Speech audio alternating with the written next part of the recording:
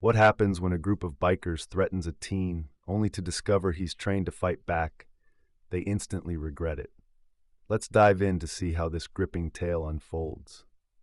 17-year-old Ethan Carter was not your average teenager.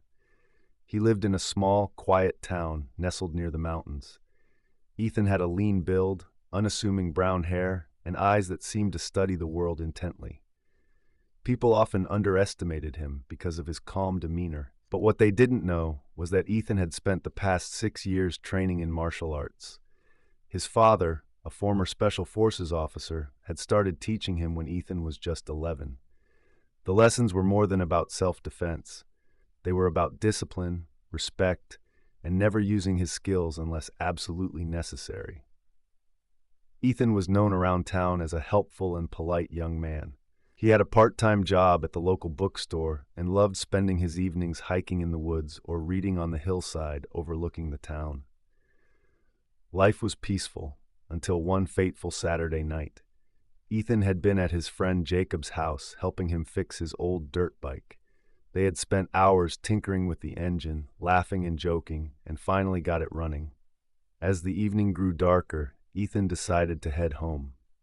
He packed his backpack, grabbed his helmet, and hopped on his own modest motorbike, heading down the quiet, winding roads that led back to his house. The air was crisp, and the streets were nearly empty. But as Ethan turned a corner, his headlight caught a group of 5 bikers blocking the road ahead. They were older men, their bikes loud and shiny, and their leather jackets adorned with patches of a local gang. Ethan felt a knot form in his stomach, but stayed calm.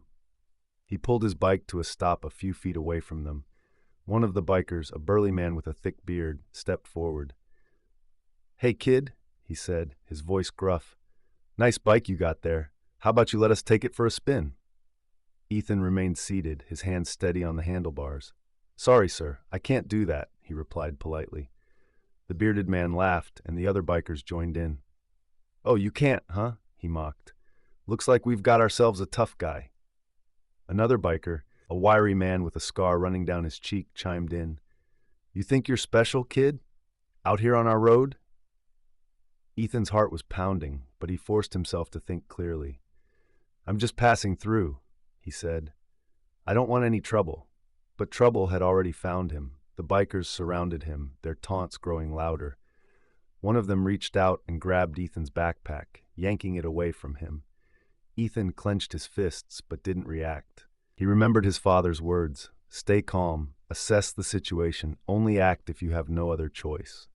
As they rifled through his bag, they found nothing of value, just a water bottle, a few books, and a protein bar. This seemed to anger them even more. The bearded man stepped closer, his face inches from Ethan's. "You think you're too good for us, huh?" Ethan didn't respond. He knew any sudden move could escalate the situation. But when one of the bikers shoved him off his bike, he realized he couldn't avoid a confrontation any longer. Ethan stood up slowly, brushing the dirt off his jeans. "I don't want to fight," he said evenly. "But if you don't back off, you'll regret it." The bikers laughed again, but their laughter was cut short when Ethan moved. With a fluid motion, he disarmed the biker closest to him, who had pulled out a chain. Ethan's movements were precise and controlled, each strike designed to disable without causing unnecessary harm.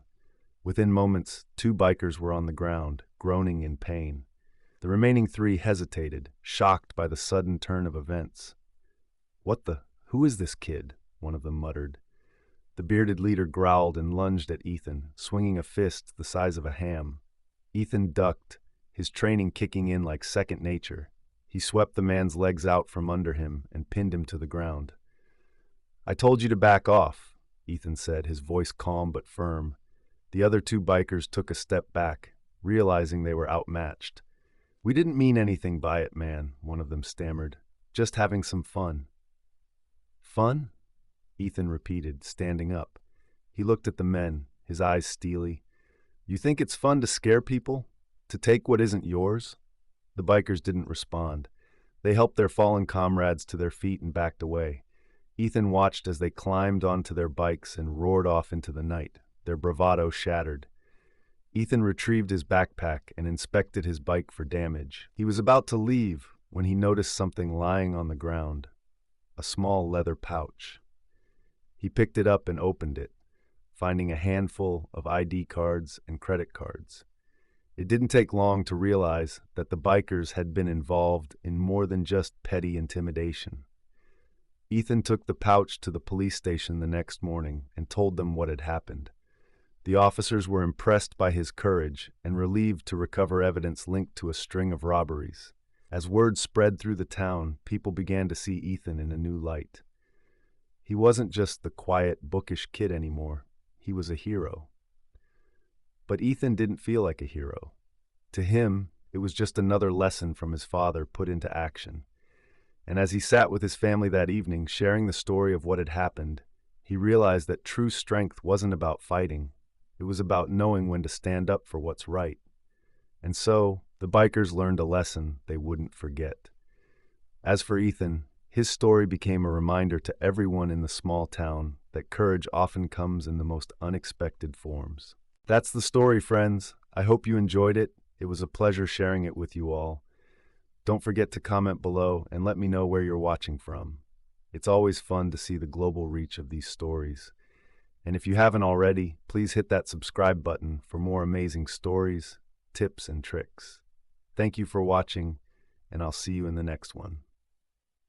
Bye. If you'd like to show some extra love, tap the 3 dots near the share button and send a super thanks.